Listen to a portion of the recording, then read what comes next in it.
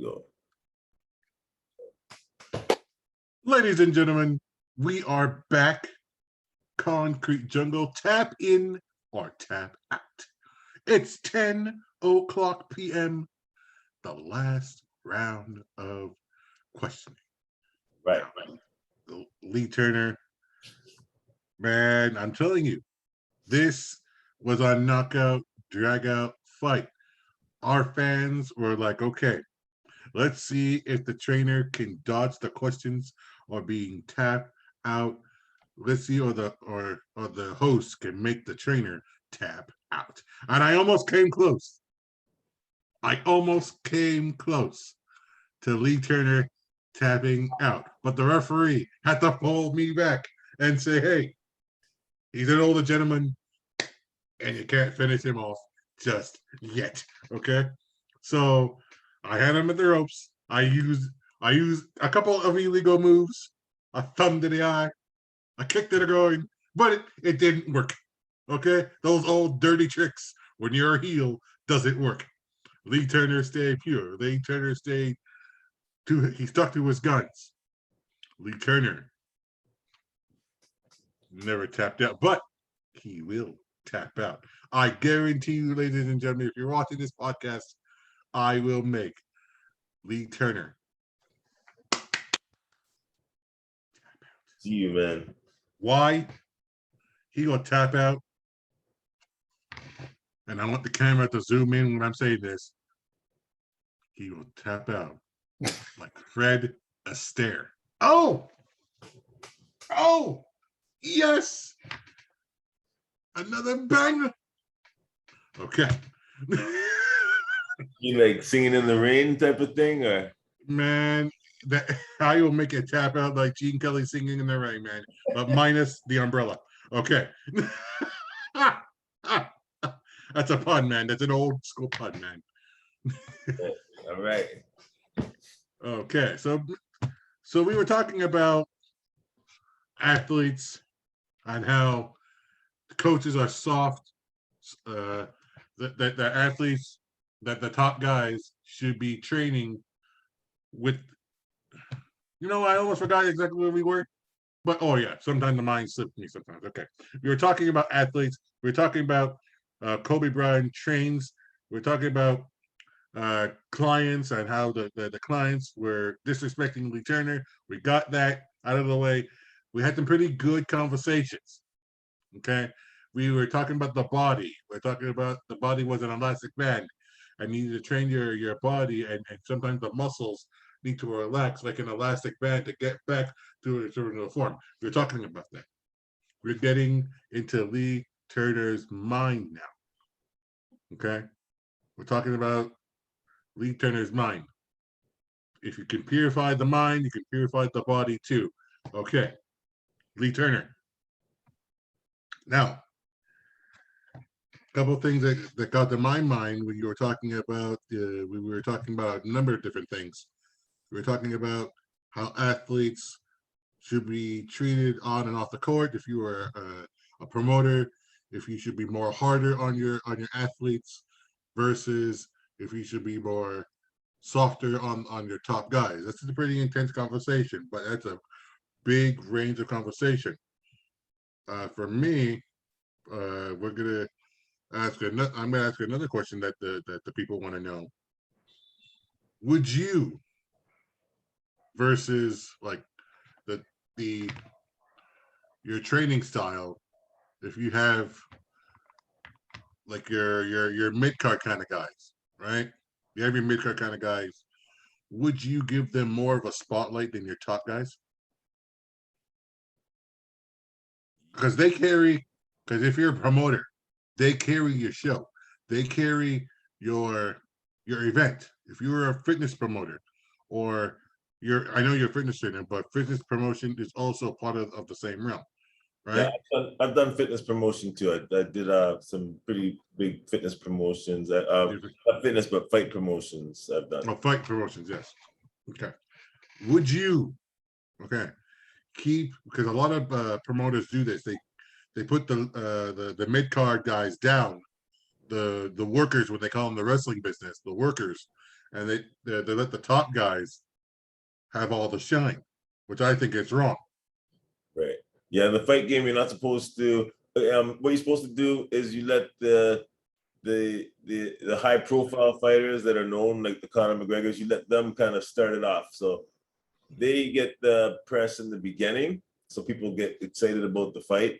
And when they keep it going, they're the ones that do the every city, do the tours all over the world, those ones. And then when it comes right down to it, where they have the first pre-fight press conference, so you have all the fighters together. Then the big marquee fights fighters don't have to show up for that one necessarily, because everyone's there just to get hyped up for the fight. So now that's the moment when you allow the lesser known fighters to kind of showcase themselves and show who they are. That's their moment to shine, actually. So you don't gotta, the big names lead you to the dance, but when the dance is almost set, they don't have to be there anymore in that same capacity. Then you have to relinquish that control and let the other fighters shine a little bit too. Then everybody's known that every fight is anticipated, and that way everybody achieves more. Okay. So as a fitness trainer, going back to the fitness training aspect of this, we already talked about how you train your clients. We all talked about the different styles like kickboxing, boxing, jiu-jitsu.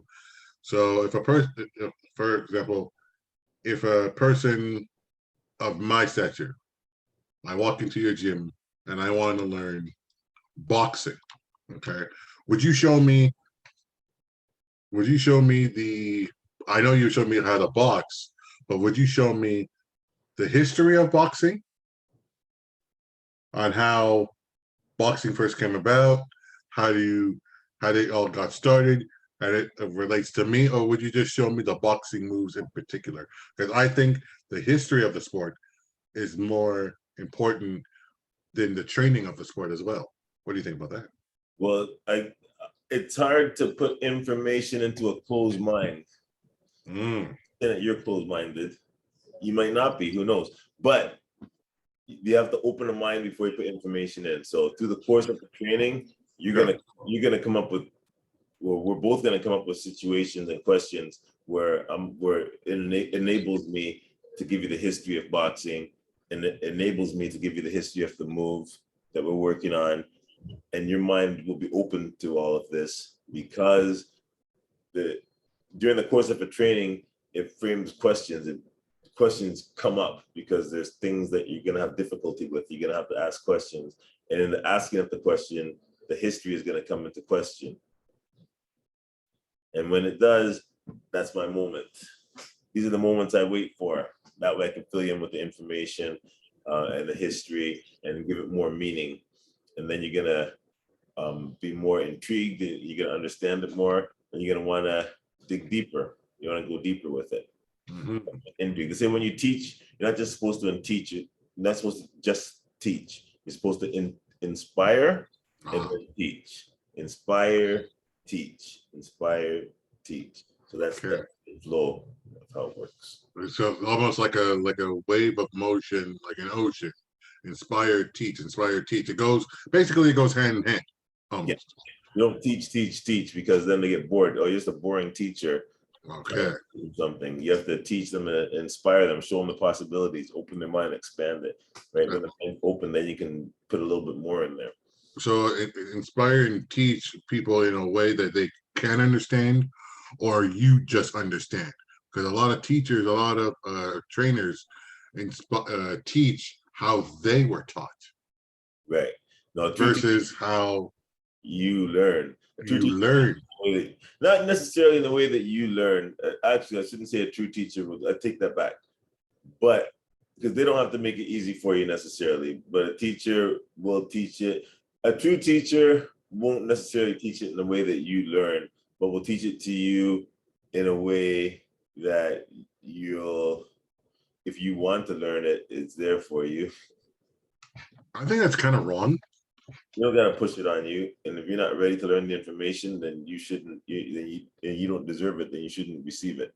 I think that's kind of wrong. Like a lot of people learn in different ways. Like but fitness trainers learn one way, one direction, one narrative, 1 mile, one road. There's no different. There's no different roads. There's no alleyways. No, it's one road, one way, and the road is just straight. Now, if you use another way how to teach a move, for example, versus like for example boxing, to lift with your to do with your right jab other than your left. What if a person is more comfortable using their left? What if a person is more comfortable shifting to the right side? What if a person doesn't really understand that you can probably break it down We on don't, how you the don't have move to change it works? for them. You don't have to take. You don't have to change it for them. You don't have to convert them to left-handed if they're right-handed or right. You don't have to. They might want to change on their own though. As a good teacher, you might want to just allow them to learn the side that they want. Mhm. But also, you have to ask them as a teacher: are you left-handed or right-handed? And depending on what they say, that's going to dictate what style they're going to learn, and depending on what they show you.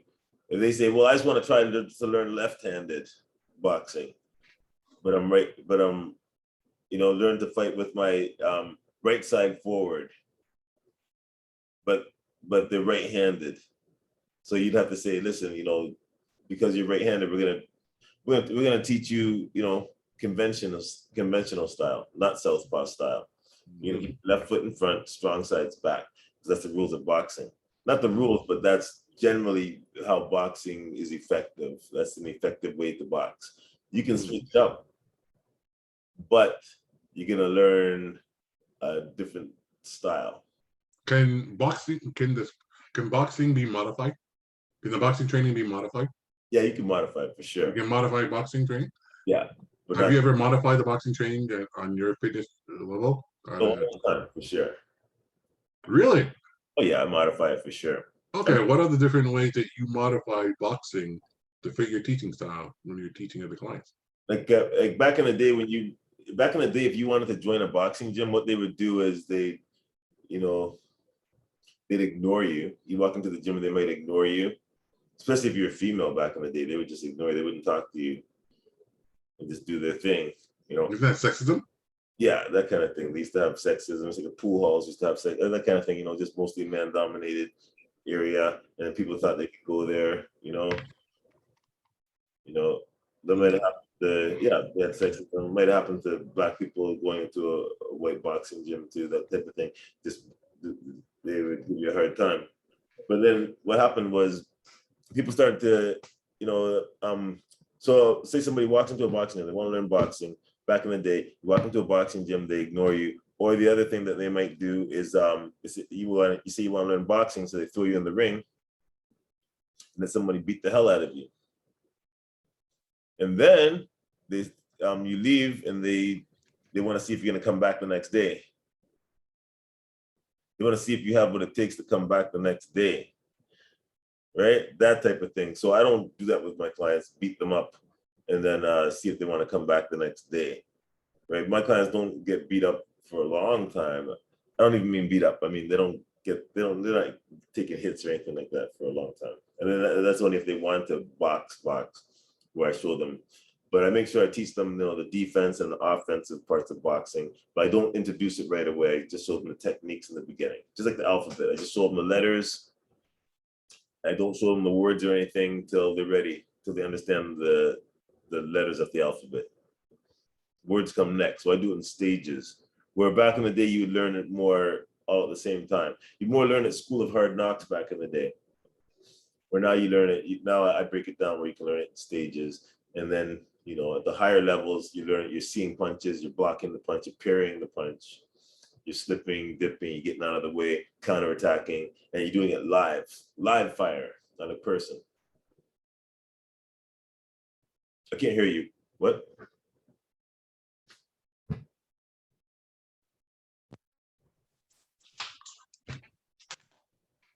How about now? I got you. And would you say the School of Hard Knocks is a good teaching method to teach your clients, or you want to be more understanding and on their level, on a personal level? Like, for example, if you have someone that really doesn't understand the School of Hard Knocks, or be more sensitive to their needs and aspirations. Do you think that the School of Hard Knocks was a little bit too rough for people back then versus today's society?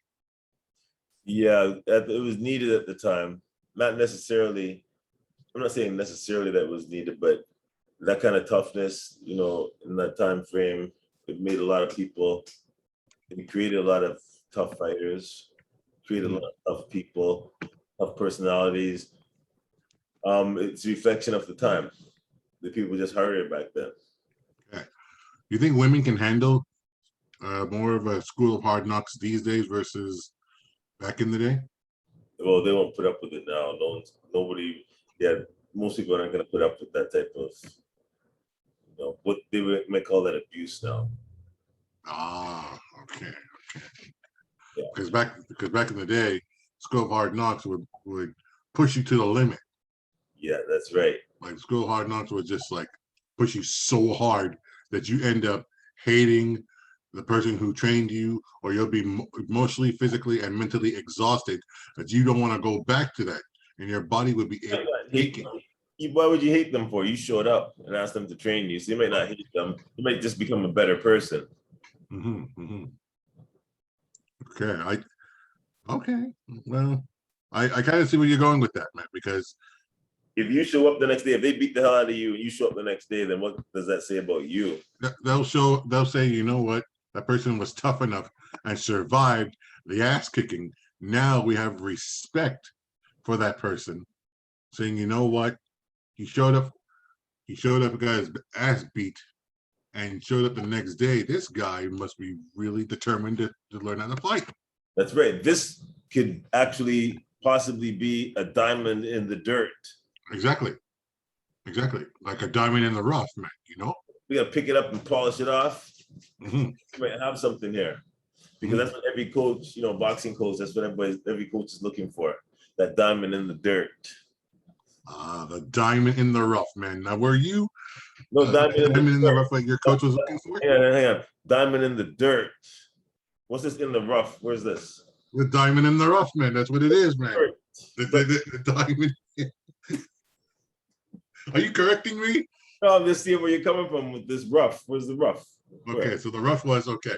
It basically it's a term, like, for example, the diamond for like a coal or whatever. But you said diamond in the dirt. Yeah, I like that term better. I always heard diamond in the rough, like you can mold rock into like a diamond, and you can mold a piece of like coal into the next diamond. yes. But you said diamond in the dirt. You're molding dirt into a diamond. That's impossible to do. So I'm saying the dirt, it might have been shiny at one time, drop it in the dirt, nobody can find it. But then you see something glistening in the dirt, you pick it up, you just see a little bit of a glisten, maybe like the hints of a glisten. You say, wonder what that is. And you pick it up and it's all dirty and muddy, but as you start to brush it off, wipe it down, you realize that it's a diamond, but you didn't know. Meaning you got that person has potential. Yeah, there's potential there. It's just not that it was created. It wasn't created. It was already there. Was an anomaly, something wasn't supposed to happen. We're uncovering it. It's just, there's lots of diamonds in the dirt. Some of us are diamonds in the dirt right now. That's true. I agree. No one's brushing us off, so we just stay diamonds in the dirt. Keep the hidden potential so hidden that it's not even moved. Yeah, like it doesn't exist almost. It doesn't exist. Okay. Hiding people's true talents, man. Yes, uncovering the true talents. So it's not an addition, it's subtraction. You want to take away and look and see who they really are. You're giving mathematics to this equation, man. I like that. Every single time I talk to you, and ladies and gentlemen watching this program at home right now, tap in and tap out. Every single time I talk to a lead trainer, you can either be on the phone or through Zoom. He always makes you think. You make people think about everything. Like, you are so educated. You are the diamond in the rough, or excuse me, the diamond in the dirt, because your mind can make people's mind blown to pieces. if they don't truly understand where you're coming from. That's right. You better see me. You Better see. feel me. Wait, John Cena? You know, can you see me now? We can see you now, man. Ladies and gentlemen, we are almost out of time. It's 10:23 p.m. And ladies and gentlemen, this was Tap In and Tap Out.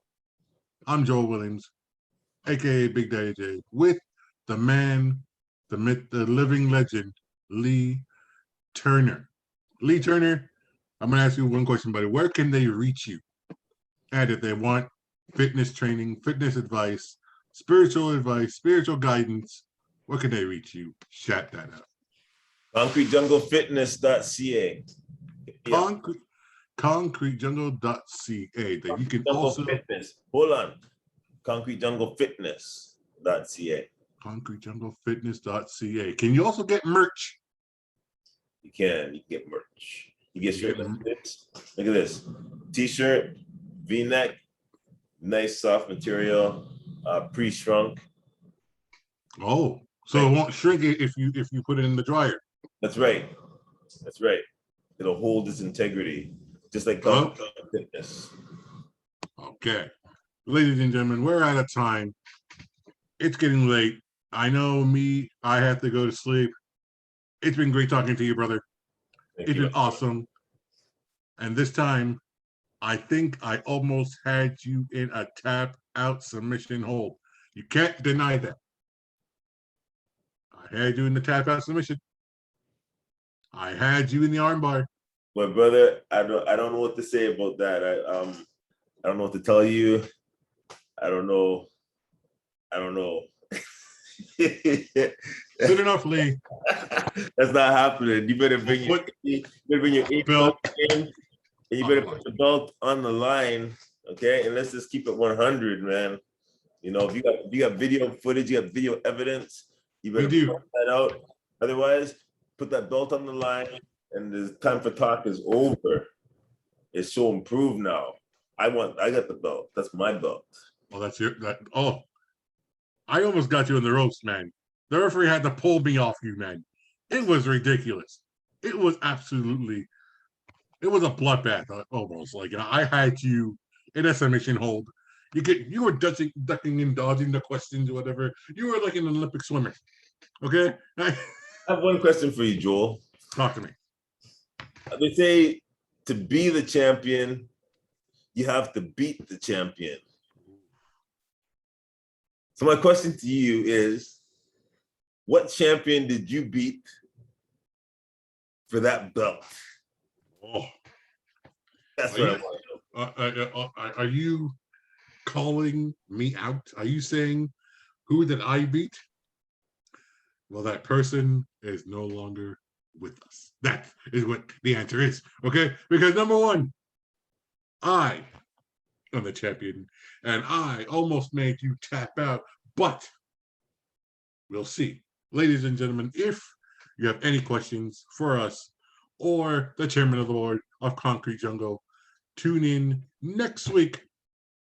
Then we will ask the tough questions that you want to hear. If you have questions, leave it in the chat or leave it in the comments. Like, comment, subscribe to Concrete Jungle, the podcast. Tap in, or